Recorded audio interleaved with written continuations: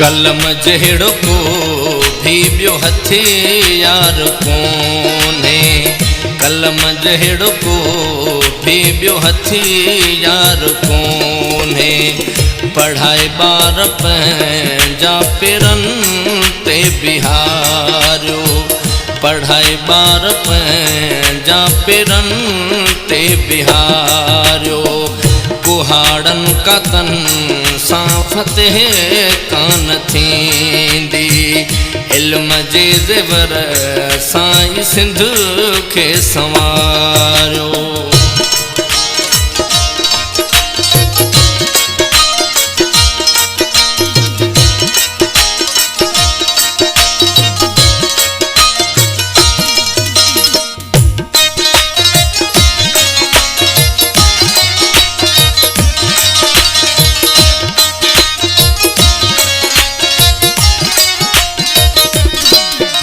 के स्कूल असांजा वॾेरनि जा वाड़ा,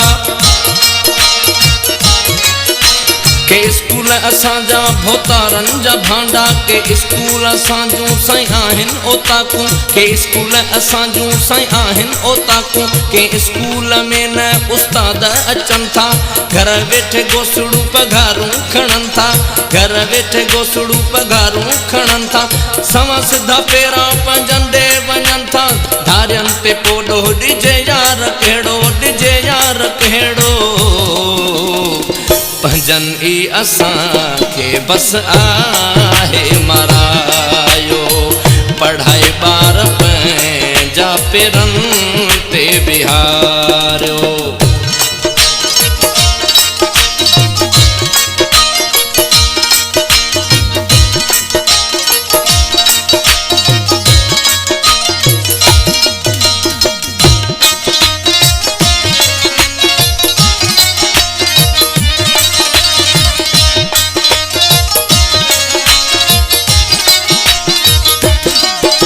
वॾेरा चवनि था त हारी हुजनि हड़,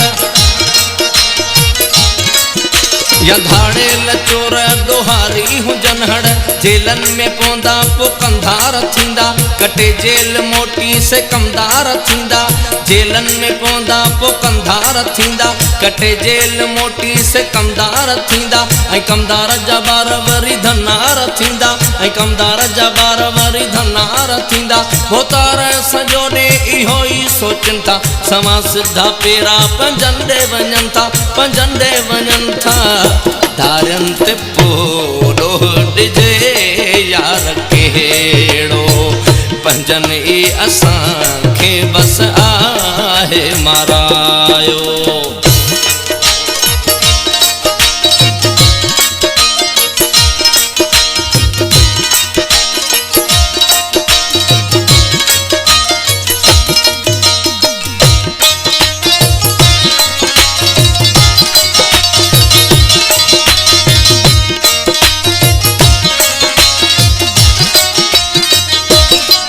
जाली मुर्शिद चवनि था मुरीद हुजनि हड़,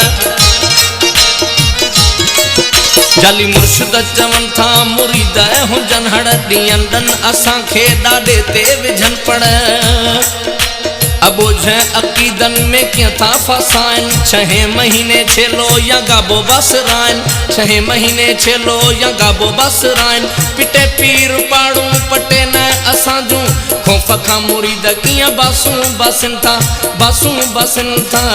समा सिधा पेरा पंजनि ॾे वञनि था, धारियनि ते पोॾो ॾिजे यार कहिड़ो।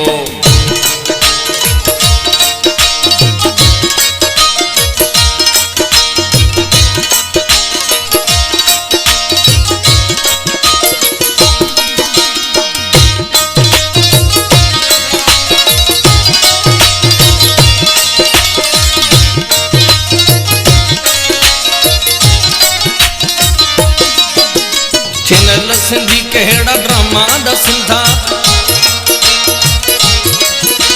चैनल सिंधी कहिड़ा ड्रामा ॾसनि था। रुगो रोज राड़ो ऐं ड्रामा ॾसनि था, ऐं शाइरी बि अहिड़ी हलाइनि था हाणी।